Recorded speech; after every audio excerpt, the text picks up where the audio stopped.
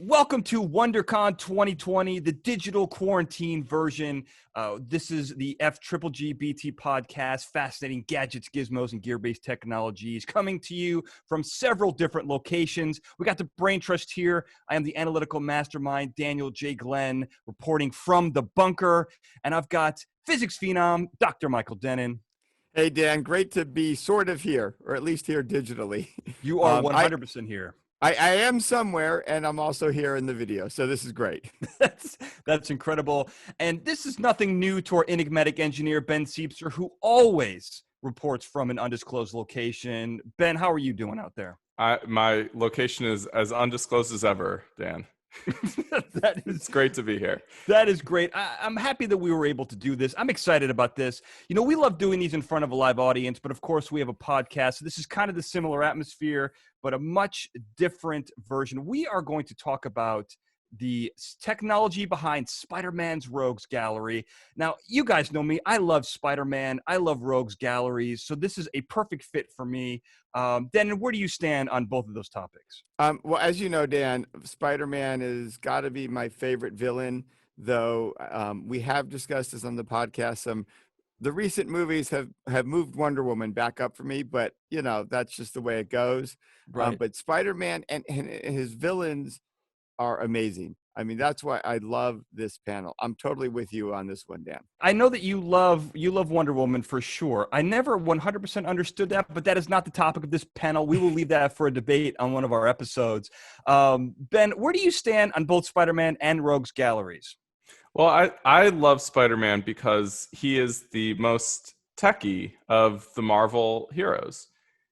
Even more so, I think, than Iron Man. Iron Man fights a bunch of kind of magical people in a lot of respects, whereas Spider-Man's villains are other scientists for the most part. They're engineers, they're scientists, and to me that's amazing. It's the most real of the worlds in the Marvel universe. 100%. And I love his Rogues Gallery. I think it's super unique. I think it rivals Batman's Rogues Gallery in kind of quirkiness. So let's get rolling with this. Let's talk about one of my favorites. We got Electro here, and this is obviously Max Dillon. Everyone knows that. He was struck by lightning while next to a coil of cables. This is his origin story for real. This created some sort of electromagnetic change in his body, and he became a living capacitor. And here are some classic covers, as we can see, some of my favorite Electro covers. Now, you'll also know that he, like Ben, is an electrical engineer. They have, I would say, identical smiles, but they're at the very least very similar. Does that tell you anything, Dennin, about Ben as a person? It does. It does always make me a little nervous. You know, the secret alter ego engineer could be in our midst, but I do feel safe because he's in an undisclosed separate location, which you know, makes it harder for him to negatively influence us. Well, if he had an outfit like that, I think he would become my favorite supervillain. But I'm guessing you don't, Ben. This doesn't sit. There's nothing like this sits in your closet, right? You never know. Enigmatic as always. Yeah, but I mean, I would worry about all those cables that are near you guys. You know. Just because we're far away doesn't mean the electricity isn't there. That is a very good point. Very astute, Ben. Very astute. So we got to really, when we break down Electro, right? He's got this power to be a capacitor, generate electricity. Now, we all know that our brains, our physiology is essentially electromagnetic in a way, electrochemical, I should say. Mm-hmm. The brain is an electric device. It's an electric organ. It generates low levels of electricity. That's common in most creatures. We use electric impulses to move muscles. Now, the key is to generate a lot of it. And we have, you know, I've mentioned before, Ben was a former rocket scientist, but current bioengineer. So you've been working with the brain and its electrical structures, which worries me, but I think is also perfect for you to tell us a little bit more about it. Yeah, sure. So the brain is an electric organ at its heart. I mean, our whole bodies are, right? Our muscles contract due to electrical impulses sent by the nerves. Now, instead of it being electrons along metal like we're used to with wires, it's the exchange of ions across synapse channels between neurons. So it's a little different, but at the basic level, you're still exchanging charge across a conductor.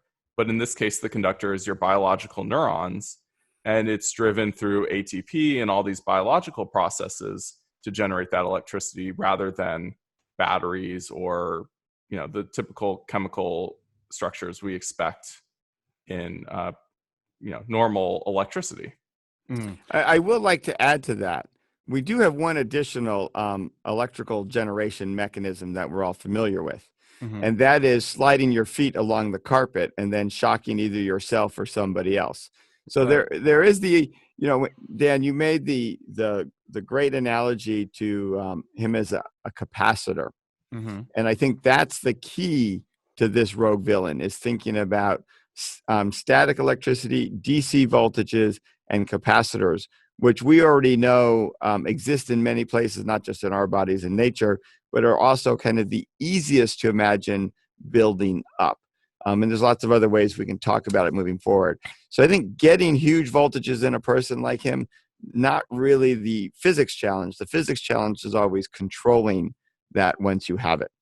Yeah. Well, and I love this because you've always said this, on the podcast, you say this several times, but that once we figure out the physics, to kind of translate that into a biological entity is just the next step, right? If it's not physically impossible, we can somehow, evolution will take care of it being biologically possible. Yeah. And in some ways, it has already. There's bioelectrogenesis, which is the ability to generate large voltages inside of biological tissue.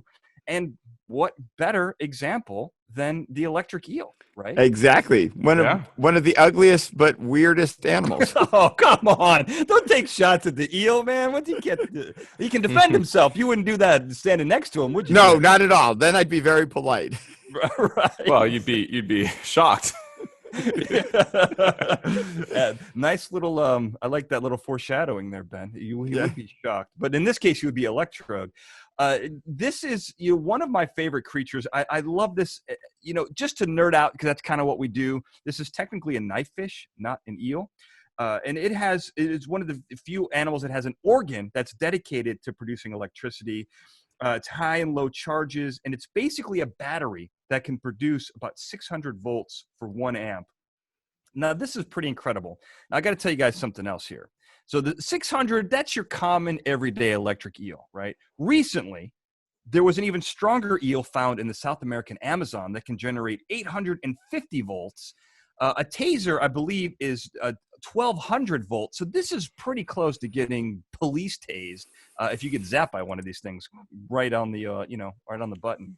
Are you saying, Dan, that we should get them little police outfits and then have them walk around and catch bad guys? Is that the illusion here? Because I wasn't sure where you're going with the police taser. Now that would hurt, Dennin. That it would hurt. That it would hurt. Okay. I love the idea of them being like cute, adorable little first responders of the ocean. I mean, that's kind of cool. Yeah, and what's really interesting to think about is, obviously we have taser guns, right, where they shoot the barbs and the wires come out. But what's really interesting about the electric eel is that they create kind of a bubble of electricity. It's not just, the stun gun where you actually have to hit somebody with it. If you get anywhere near an electric eel, there's an electric field around this thing that creates this bubble of shocking power if you get anywhere near it. So, it doesn't even have to look at you. It just has to know you're there to get you, which I think is really cool. I love that. That is great. It's very sinister, but dangerous. And you got to respect an eel for having that kind of ability. But it does get to, Dan, the general physics challenge any bad guy has who controls voltage this way.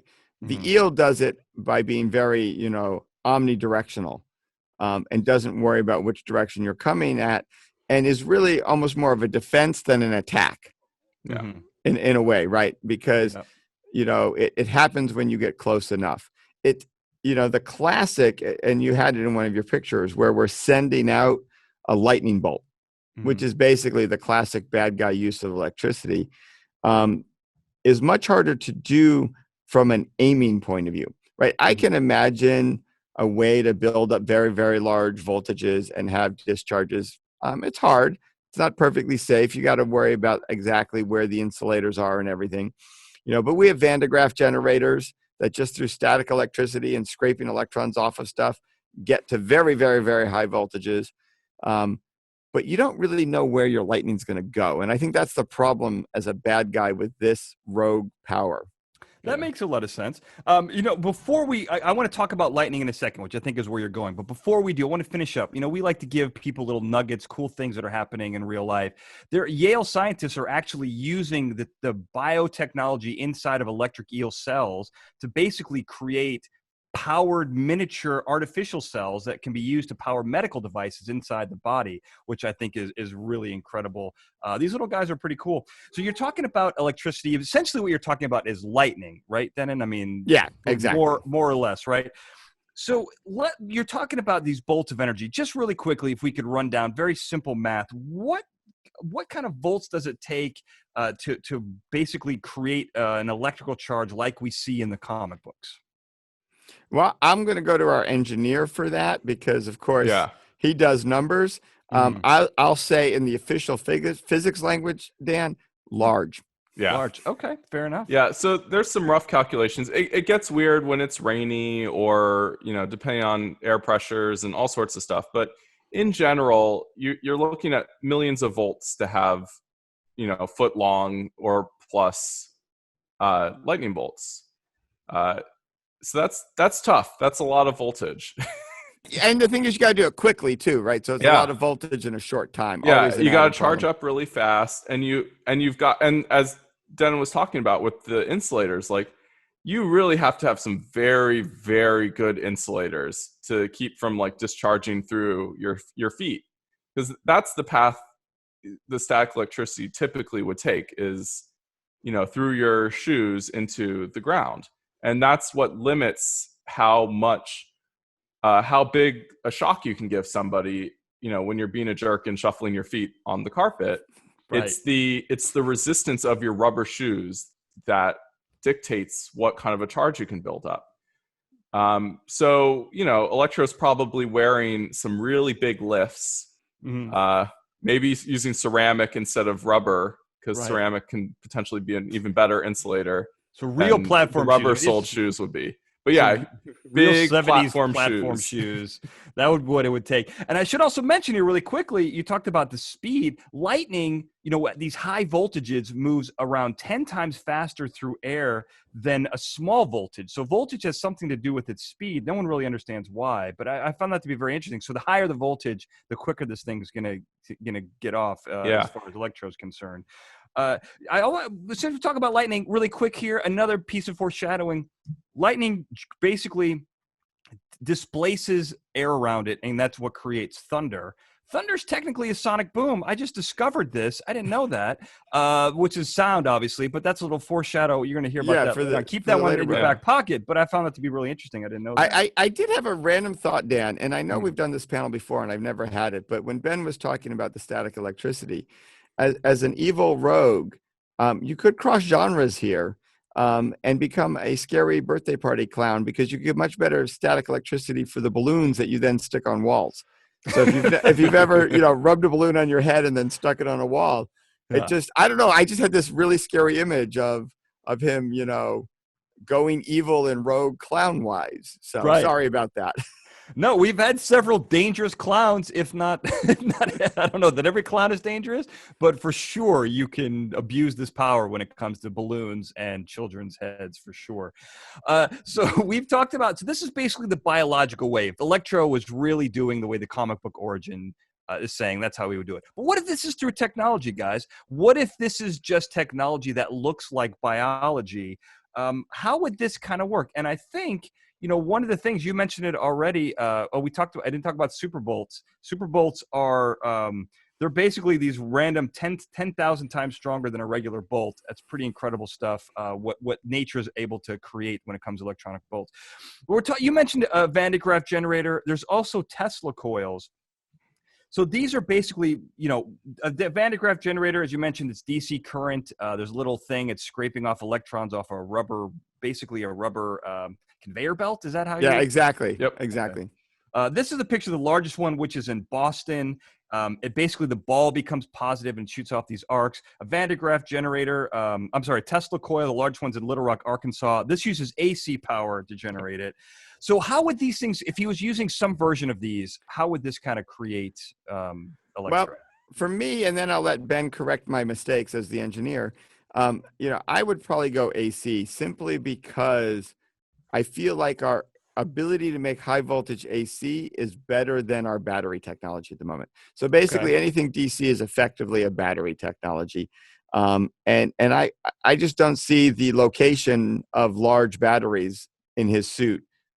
It definitely ruins the streamlinedness of your suit to carry around large batteries. Sure, yeah. Whereas I think particularly with superconductors that work at slightly higher temperatures, getting a nice coil system going, I could imagine designing a suit that got some pretty high AC voltages. But that's, that's just from a rough basic physics idea. The engineering gets trickier in either case.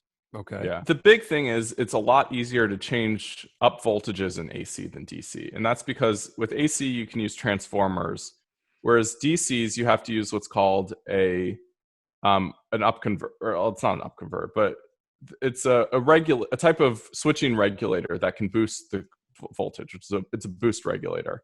And boost regulators are not super efficient, and they usually can't jump voltages, very large voltage jumps in a single stage. So to do DC, maybe you do like a Van de Graaff thing, but then you got to wait for your belt to charge up again. That's no fun. Whereas with the AC, all you need is an AC source, which can be a battery again. You can use a battery, convert it to a low voltage AC with a transformer. And then once you have that low voltage AC, you can run it through a transformer and get a very, very high voltage pretty easily. What's tricky, though, is you still need the power. So you still, I think, do need some big batteries no matter what you do. But you'll get a lot more efficiency out of the transformer. So it'll be less batteries than you would need for the DC version. Now, if I understand electricity correctly, and I'm pretty sure that I don't, when he's walking around, isn't he kind of grounding himself every time? So wouldn't that? That's why you need the lifts. That's what the platforms use are to prevent grounding. That's true. But also in this case, I think if you're going the technology way, Dan, you have less of a grounding issue because you're only charging up at certain times. And you're really, you do have to be careful you don't discharge through the ground. I agree. And you probably still need good insulation and lift.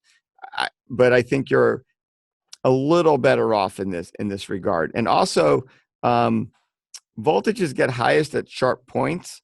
So I would imagine I don't know, Ben, if this makes sense. I always think of a symmetry. You have lightning rods to attract the lightning. I would assume you would do a similar thing. And you would probably have very sharp points in gloves or something. And so you increase the chance of discharging through the sharp point than going through your sole. So you can kind of balance it out a little bit. It's not perfect. Yeah, absolutely. You'd want some sharp points to like a lightning bolt or like a lightning rod. But also I think you'd want to send out a leader of some sort to where you're targeting. Because you're still going to have problems that if you're trying to zap Spider-Man and he's like 10 feet in front of you and there's a bench 5 feet in front of you, you're going to hit the bench, not Spider-Man. Right. So I think you actually, there also needs to be some sort of kinetic portion to his device where he's sending out maybe some BBs or something, or maybe just like a very thin stream of water, something to lead the electricity to the target. And then once the lightning actually starts, it'll form a plasma, and then the plasma will do the conduction for you, and you're good from there. I like that water stream idea because I feel like the bad guy would get really distracted. Why is he shooting a water pistol at me? And it might cause that momentary freezing and confusion, and then the lightning comes. Yeah. See, this is making me more suspicious of Ben. I'm just saying that was like a very clever idea. Yeah, I love it. Well, and it brings, it kind of begs the question, like how does he protect himself, right? I mean, if he's messing around with electricity, you know, how does he protect himself? And so, you know, obviously there's a Faraday cage. So this is essentially, this protects you against electrical currents, but not the entire electromagnetic spectrum. Do you think there's some aspects of this inside of his suit to make sure that he doesn't accidentally shock himself if we're going the technology route? Oh, definitely. And this is the other reason to use AC, because the Faraday cage is most effective against AC currents. Yep. Because you know, the spacing, if you have a perfectly no holes in your Faraday cage, right? A perfect conductor, that will work against DC as well. But I don't think he wants to cover himself completely in a solid sheet of metal. But a Faraday cage webbing is a really nice way to go, particularly if he's using sort of higher frequencies. What's really cool to see here, though, is this looks like a DC experiment, because those look like Van de Graaffs, not Tesla coils. But I could be wrong. Why are you killing my picture here, man? No one. No, I think 90% of the audience doesn't know. No, what I'm saying is that looks like a very good Faraday cage. Yeah, right. Does, No. it? Perfect example. I think as long as you're coming from the outside like this and it's completely connected, you're okay. I'm worried about it when it's too close to him and so on. Yeah. Also, what's really cool about this picture is that it seems to have been taken a moment after the discharge, because the lightning has already receded from the generators, which I think is really cool. Right. Well, you know, I think it is really cool. Is there anything else on this picture we want to talk about before we move on? No, I think we're good. But the guy is standing there with a really nice pose. Yeah. You see how he doesn't care? That's how amazing a Faraday cage is. And so is Electro with his Faraday suit. Exactly. Hands crossed. There's no worries in the world. All right, guys. So, you know, I told you we've done this panel a few times. Dennin, you mentioned it. So here's a curveball. Here's some new stuff. What if we combined biology and technology? Okay. Listen to this. This is some pretty new stuff and pretty exciting stuff, in my opinion. Hydrovoltaics. So this is exactly how this process works, is a little bit of a mystery, but it's essentially nanoparticles using water to create electricity. Researchers have discovered that a bacterium called Geobacter creates these protein nanowires. They're a little hard to grow, so people engineered E. coli to generate these things. But essentially, if you sandwich these protein nanowires in between two gold plates, they will basically take the water that is in the atmosphere, the water vapor that's just in the air, and turn it into electricity, enough so that a reasonable amount of these can power a cell phone, that's pretty impressive as far as I'm concerned. This is a pretty interesting way to essentially create electricity out of thin air. What do you think about that? Well, I like it. And I like that in this case, the phrase out of thin air makes sense, because you're taking the water out of the actual air, as opposed to the out of thin air version, which means out of nothing. Right. Because there actually is something here. There's the water in the air. Right. You know, I mean, this just goes to prove, we've talked about this and we've come across it many times in our shows, that biology is infinitely fascinating, and has come up with many, many ways to leverage physics and capture things.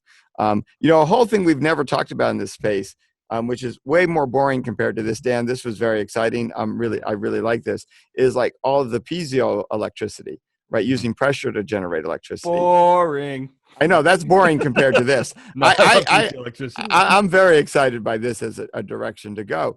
And it makes it interesting. You know, if you're a rogue who's designing a suit and all you need is a humid day, or even a slightly humid day.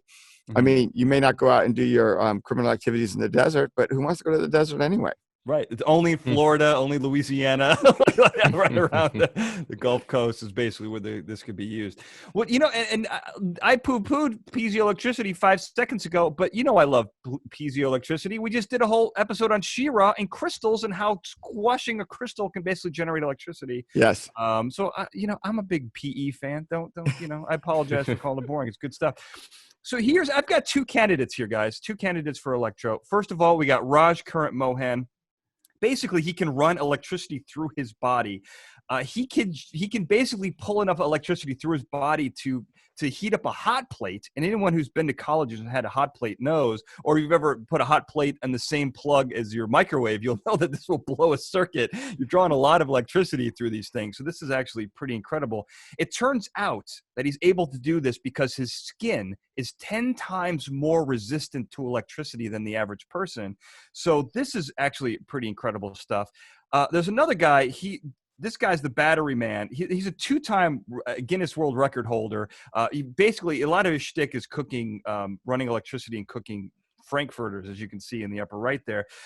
So he claims to be able to generate electricity. I think a lot of his claims are for entertainment effect. But what he does have is this interesting skin condition where he doesn't have any sweat glands. He's got extraordinarily dry skin, about 33% more than normal. He doesn't have any salivary glands. And so this might be key to how he is able to basically not generate electricity, but to control electricity in some way. So I think that there is some version where Electro is probably someone with electricity-resistant skin or the ability to channel electricity so it isn't harmful in combination with electricity-producing technology. What do you guys think about that? No, I definitely think, Dan, that the combination of this sort of bio and technology, I would throw in, though, he might have a little bit of electric eel in him. Right. And the technology can't rule it out for sure. Can't rule it out. And the technology enhances the bio electrical generating that gets him almost to the taser level, and then he builds on that to go higher. Exactly. What do you think, Ben? Do you think that this is possible from an engineering standpoint? Could you create, if we were somehow able to imbibe you with, if that's the right word, imbue you with, is that the right word? Am I using the right word? Yeah, imbue is right. Imbue, there we go. Imbibe, I think, is glug, glug, glug, glug. Yeah. Well, we might do both. If I can do both of these things to you, if I get you drunk and give you electro powers, could you create a suit like this, do you think? A suit? Yeah, I think you could make a lot of the parts. I think it'd be tough to make something that, can do the 10, 20-foot lightning bolts. But you could definitely make a suit that would get you the, pretty close. You could definitely get to electric eel levels of dangerous where, no one can get within a foot or two of you. Awesome. I don't know, Dan. I'm still suspicious. He tried to downplay his whole water example from earlier. Right. But that was pretty impressive. Very nervous. That was a pretty impressive example for sure. All right, so no, we did a couple foreshadowing. Who do we foreshadow? We foreshadowed probably my favorite villain in the world, and that's the Shocker. I really like the Shocker. This is Herman Schultz. He's a criminal who gets who's kind of has untapped skills as an inventor. He invents these shockwave gauntlets, which essentially vibrate air at an incredibly high frequency, creates these bursts of air, essentially. Now, here is a couple of my favorite comic books here. Now, I should mention that Herman Schultz is essentially an untrained electrical engineer, which is not dissimilar to our trained electric engineer, Ben Siepser here. Very similar poses here. I think that there's something really to think about. First thing we got to talk about here, guys, weaponized sound. So essentially, we got to describe sound and how can we weaponize it. Basically, sound is just pressure waves through a medium, and that medium would be air, the atmosphere, the air around us. And most sound bounces right off of our skin. And so the trick is really generating a sound, an airwave, some kind of force that could be powerful enough to become a weapon. And there are two distinct types, just like there's two distinct types of electricity. There's AC and DC. DC is explosion, AC is waves. Let's talk about shock waves here for a moment. Dennin, give me the physics of a shock wave. What exactly is going on here? So the main feature and element of a shock wave is basically building up such a high level of pressure. We would describe it as a discontinuity. And it generally, you have your explosion, which is a release of energy. It's going to compress the air in front of it. And, there's an interaction between how fast the wave is trying to travel through the medium.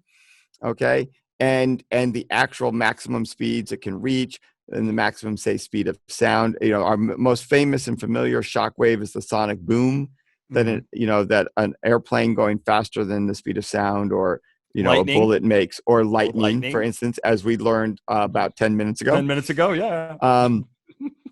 And so it's really, really, one way to think about it is a lot of concentrated energy in a very small space. Mm-hmm. Just sort of mentally and as an image.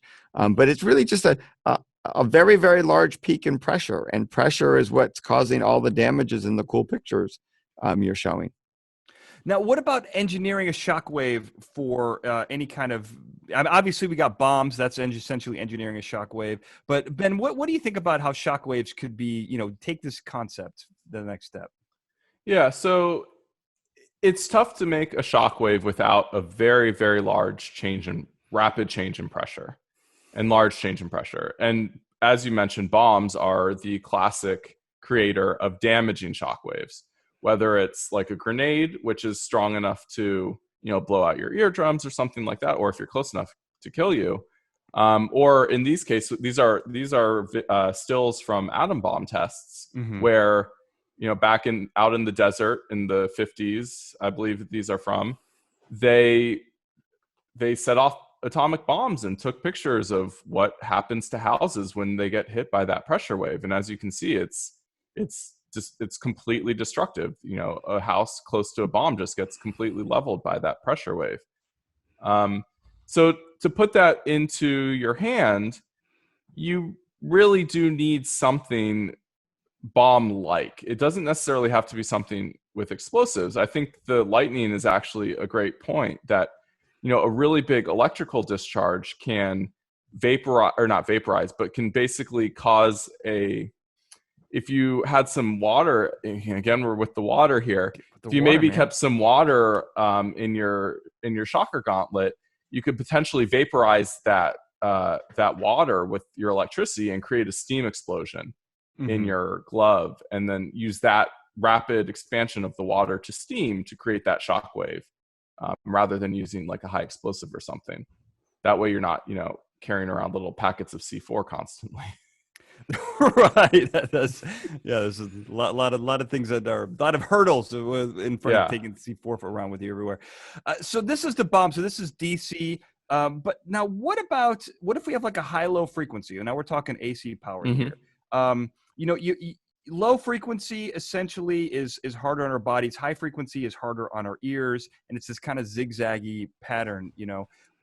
What about he's got two hands here, guys. Right? Yes. So how could he? Let's talk about AC power. How could we generate that, and then how can we take advantage of him having two hands to do that?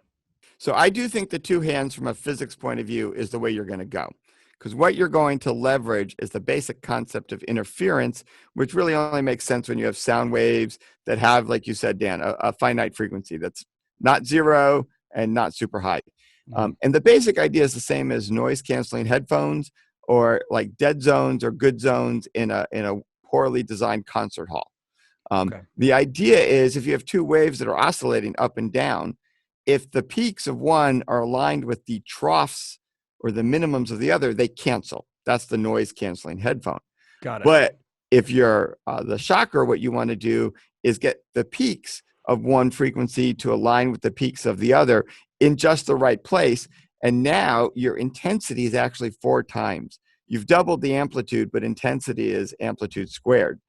And what this means is if you have two hands with different oscillating frequencies, you can design where in space the interference occurs. So you can get safe zones that are low and really high peak zones of pressure. And you're not so much relying on the frequency here, but the pressure.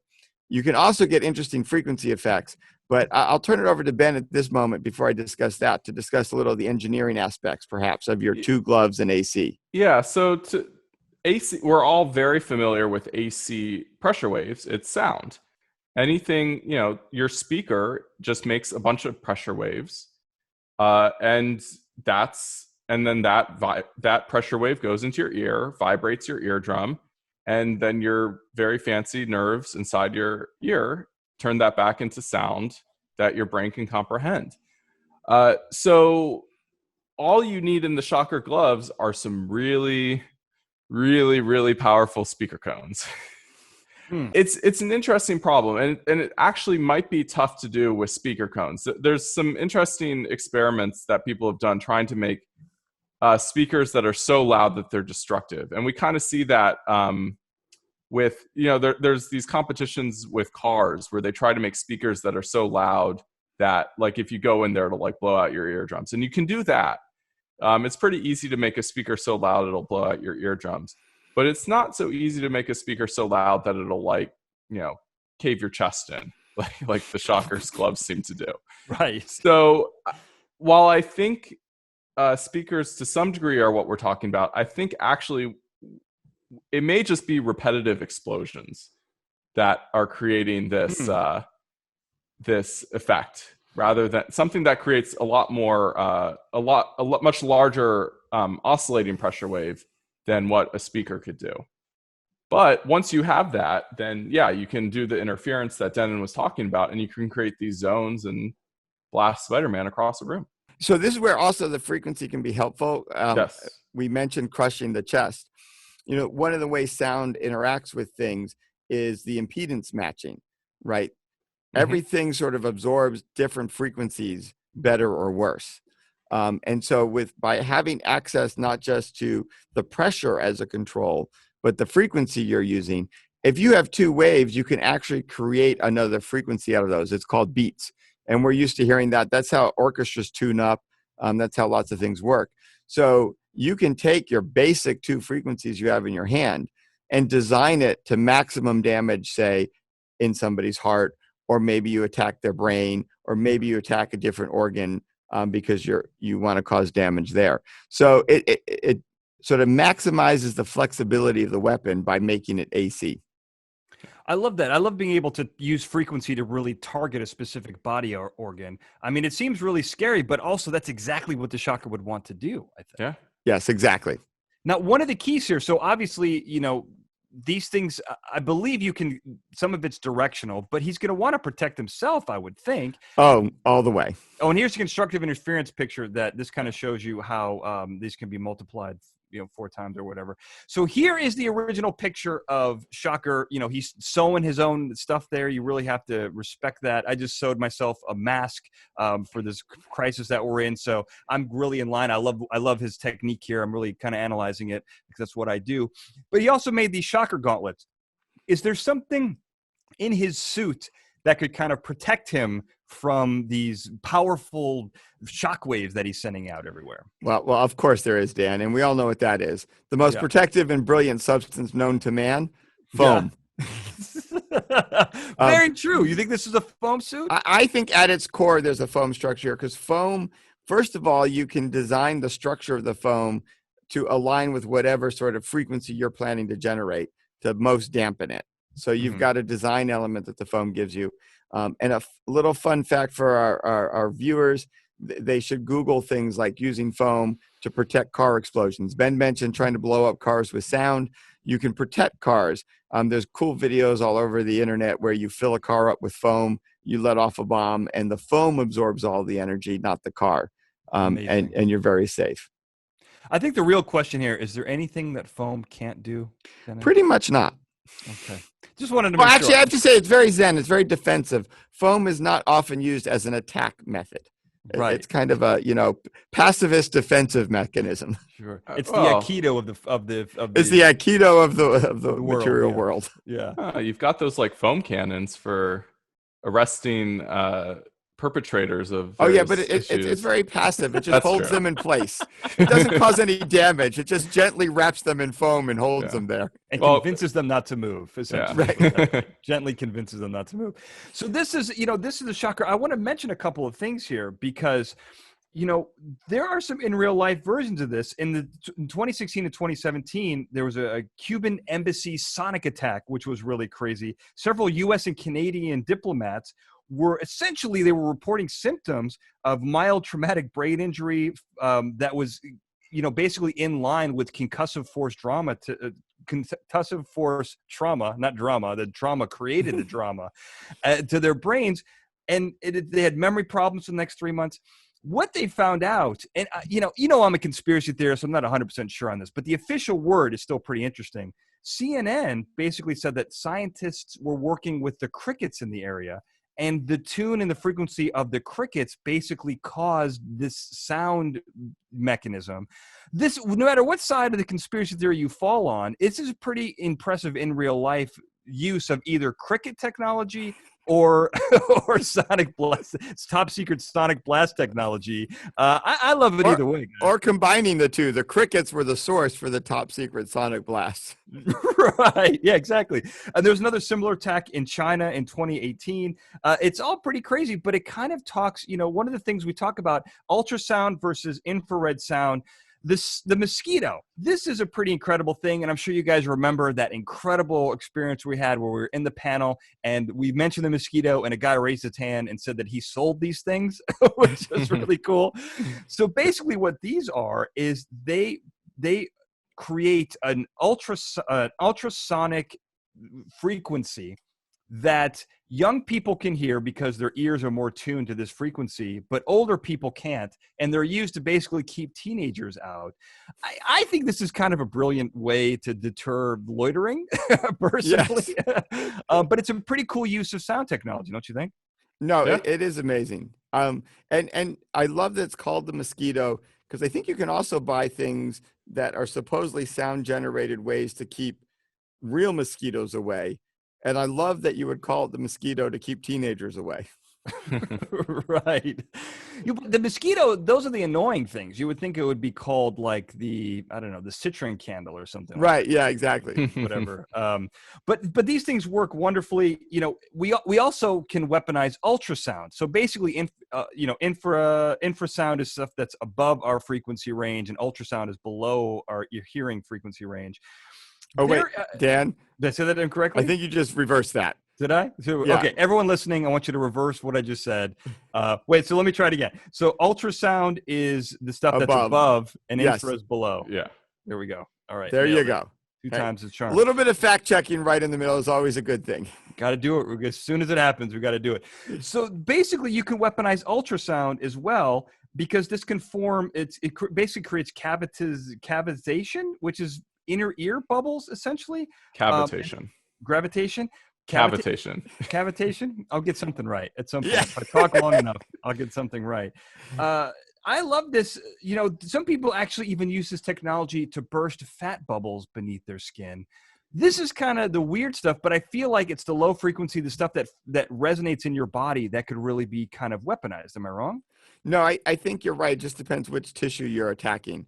As you mentioned earlier, like low frequency, it's the bass that you really feel, for instance, when you're at some very, very loud place, right? That you can really feel that bass vibrating, because that's what couples well to the most of your mass versus your ears, which are attuned to a higher set of frequencies. So I think you're right, Dan. It's all about that frequency matching. And it's a little weird what we might use it for, but there it is. Well, I can tell you exactly what we use it for. We use it to basically as a sound cannon. So this is the long-range acoustic device. This is essentially used to generate incredibly low-frequency sounds to disperse riots and disperse crowds. That's pretty incredible. This is, whoops, let's go back one. We've jumped ahead there. So this is kind of cool because very recently, Chinese scientists have created this technology, this sound cannon technology, in a handheld version that's essentially the size of a rifle. And it uses the kind of low frequency, as we talked about, to cause discomfort in the eardrums, the eyeballs, the stomach, the liver, and the brain.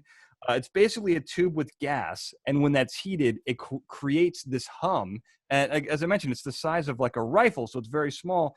This is kind of, it's kind of scary in a way, but it's also an interesting way for like non-violent control of riotous situations, and that part I actually do like about this. No, I do like the nonviolent. I hate the fact that as soon as you said discomfort in the eyeballs, I envision bleeding eyeballs, Dan. But but other than that, I'm with you. Yeah, I mean, I love this stuff. Now, I want to go to our engineer before we finish up on the shocker. Ben, is this something that you could really use and kind of carry around with you, miniaturize it, I guess is what I'm saying? From an electrical source, I don't think so. But I think if you use explosives, absolutely. I think that's the trick. Because you're not going to get the energy density, and speakers just aren't efficient enough in their conversion of electricity to pressure waves that if they fit in your hand in a gauntlet, that it would do what it needs to do. You really need an explosive that is mounted in your hand. That is actually pretty surprising. I didn't think you were going to say that, but yeah. That's really interesting stuff. So now let's move on to our final person, and that's Mysterio. Now, we got two versions here. We've got the comic book version and the movie version. And so in the comics, Mysterio is basically a failed actor with gifted special effects talents. But we're going to talk about the movie. So essentially, he's a disgruntled engineer who creates a realistic hologram system that he does with an entire team. That sentence can pretty much basically describe Ben Siepser, our current engineer. I don't know that I would call him disgruntled. I would say maybe ungruntled, degruntled, or regular gruntled is kind of how I would describe Ben. And Ben, just to ask you, do you have to be gruntled in order to really pull this stuff off on a massive scale? I don't think you have to be upset or fired by Tony Stark to build this kind of stuff, but you certainly have to have some serious issues with your boss to want to create a drone-based thing that will take over the world. Something has to have happened.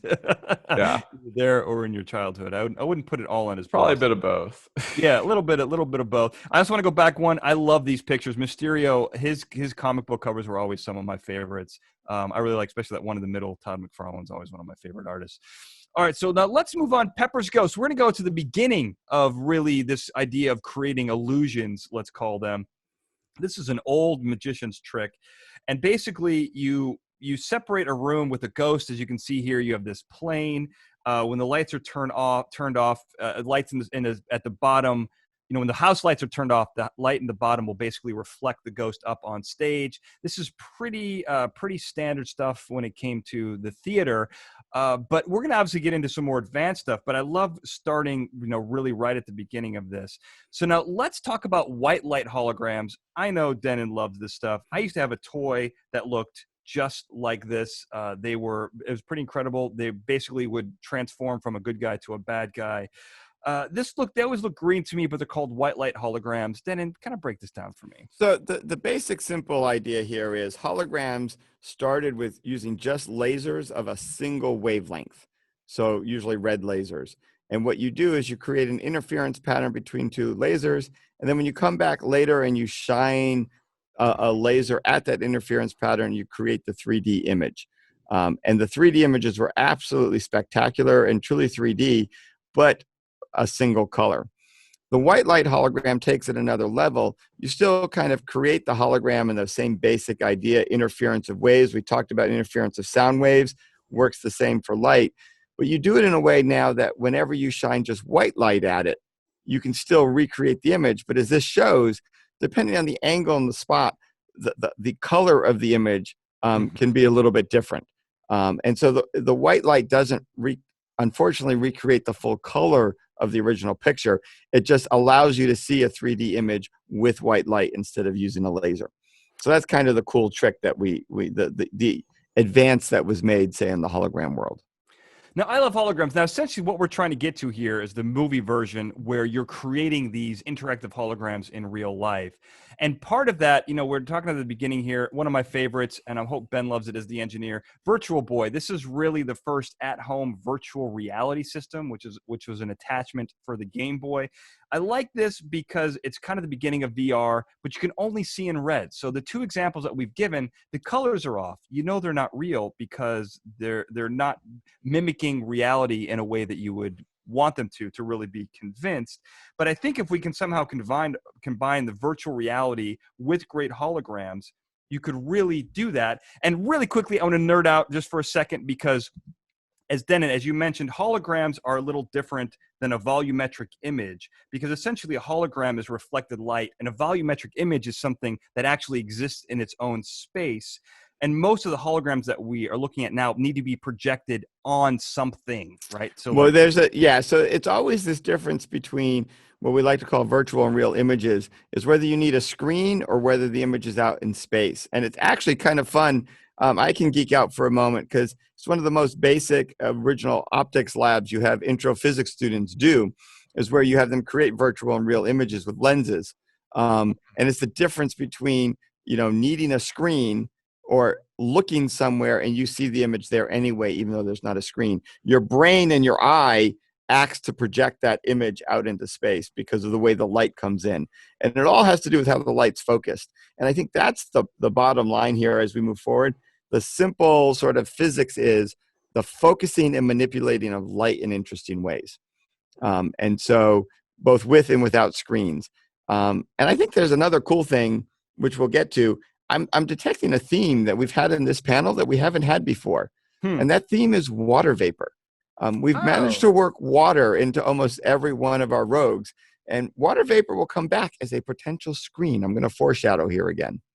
Well, I think we're right there. You don't even have to foreshadow, because I think a lot of these things, they're displayed on, like Pirates of the Caribbean. There's also this the Leia display system. They're basically these interactive screens but they use water as basically the source, the projection source, the canvas, so to speak. But they have things where you can actually interact with things in 3D space, but those images still need to be projected on something. And so before we get to that, one thing I want to mention here, this is going to play a part later on. A volumetric image at BYU, they've done this great thing where they essentially have trapped a proton, and they basically can move the proton around, and through persistence of vision, which is essentially what you do when you take a sparkler and you kind of whip it through the air and it looks like it's making a string. They're able to create images in this way. Those are real, truly 3D images, which is different than this projection thing we're talking about here. But I think that a lot of that stuff is kind of far off. But let's talk about this, the water vapor on the projection system. This is kind of, I think, where most of the stuff is right now. Like, there's a hologram table. It's called the Euclidean hologram table. This is like what I'm talking about. It's basically a virtual interactive board, but it requires glasses as well. So a lot of these things, the stopping point is we have to somehow augment ourselves in order to interact with the software. I think that's the hurdle we have to get right. So, no, I agree. And I mean, since we're focusing on the Mysterio from the movie, the screen part, I do. It's been a little while since I've seen the movie, but it does amaze me how much of the time he's near water, using water vapor, or there's fog or smoke, right, from explosions. So he combines kind of physical elements with the imagery. Yeah. Although we don't necessarily know if that fog or smoke was also part of the illusion. No, we don't. But I'm assuming it's not for the illusion to work. But that's just, a built-in assumption from my side, my bias.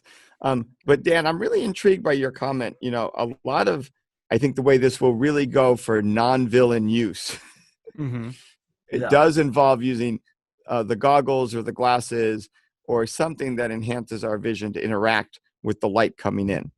Because that adds a lot of flexibility from a design perspective. Because like I said, it's all about ultimately how the light is being focused when it enters your eye and then your brain interprets it, right? You can create a lot of optical illusions and a lot of false images just by that last step before the light enters your eye. Well, and I like that. And as we're trying to get to Mysterio from the movie, he does do damage in real life. There are things that he is, he's causing real damage to buildings. Right. That's what's incredible about it. He's a multimedia artist. He really is. He's a destructive multimedia artist. But I love that. But that makes things so difficult to do because, even there's this company called Left Field Labs, which is creating like a holodeck. It's Gene Roddenberry's son's involved, but you still need to be like 10 feet away from everything, but it still looks very, very real. But I think here's one that I just found this out. This is pretty incredible stuff because I think the trick here is we can, in a lot of ways, get the visual component of this down. And I think there's an emphasis on hologram and stuff looking real, but we have 4 other senses that we got to deal with here to really kind of be brought into the illusion that this is really happening to you. And the University of Sussex, the scientists have created this system. It's called the multimodal acoustic trap display. Essentially, it takes a little bead, it hovers it and floats it into the air with sound, and it reflects light off of it. This traps the light. They can actually levitate several beads at once. It creates sound. They can have a separate sound system. When you go to touch the object, it will push back because of the air that's involved. So you've got 3 senses that are kind of being titillated here. And I think that that's really vital to this is getting all of your senses involved in this. Don't you agree? I do. And I'm wondering, I was sitting here thinking, so for Ben, from the engineering perspective, what I find with Mysterio in the movie is his overuse of drones, and nobody notices them, right? He has thousands of drones apparently doing stuff. And I feel like that's the equivalent of the beads you just mentioned, Dan, that the drones can be providing sound because they can have speakers, the light. And, if we go back a rogue or two, well, only one to Shocker, the drones could be providing pressure waves that maybe give you a feeling of touch. So I don't know, Ben, can you really use that many drones the way he did? From an engineering design perspective, is that the right way to go? I think it's certainly helpful. I think I especially liked it in the final battle in London when you have all the drones. They're basically inside the elemental, or the fake elemental, right? Yeah. And they're projecting outwards, creating this illusion. Maybe they're kicking up the water to get a screen to project against, or maybe they're not. But what you need is, especially in a big crowd like that, is you're going to need a lot of sources of light so that you can create this image for everybody to see. Because if you only have one drone, well, it can only project in a couple directions, and it's not going to be able to, get things behind it and such. So I think it's really important to have this huge swarm. That way you can really cover all the angles, and generate all the light you actually need to fool everybody who can see what you're doing. But doesn't that, so I love the drones thing. So I'm going to pop right here because there are lots of incredible drones. These in China, they're really working with drones. This is an incredible example. So I think drones are the key. But again, so you think that the future would have to be in drones. These still have to project an image onto something, or obviously the light is going directly into your eyes. Or they could potentially be doing, the not real images where they're projecting straight to your eyes. I mean, then you have to kind of track everything that's watching, which is a challenge, but that's why you have so many drones. Right. Well, essentially, but like this. So this is a dragon, right? But no matter where you move, the dragon essentially is been created in 3D space, right? So you don't have to track the eyeballs at all. This is the dragon. Yeah, and that's potentially the other way to do it, is if you have these drones that are creating that are kicking up water so that the water is re-emitting that light, that scattered light, in a way that it looks like a solid object. You could do it that way as well. Especially with drones like this, it might not look right from other angles. So it's really tricky. I mean, it's really cool. Well, a little bit depends on whether or not the drones, I just had a thought, Ben. In this case, the drones could be your individual little pixels. Each drone is just a bright light that actually is going out in all 360 degrees, right? And they're sort of 3D pixels being aligned. But that only allows you to create a physical shape. It's an interesting alternate way to do it, though. Because you can't get it solid. If you notice, it's got big gaps. Yeah. I mean, if you had enough drones, you could. But right, yeah. And if they were small enough and you were far enough away, it does become a pixel problem. I'm intrigued by that direction, Dan. Well, it's almost like a television. I mean, that's what it's like a 3D television. And how many would it take to make it high res enough to believe it? Yeah, that would be a lot of drones and teeny ones. This is where you have your nano drones. Yeah. Right. Yeah. But I love this as a solution because people are working on it, and this feels very similar to what Mysterio did in the movie, and it's extraordinarily possible. I think it's just a little bit down the road.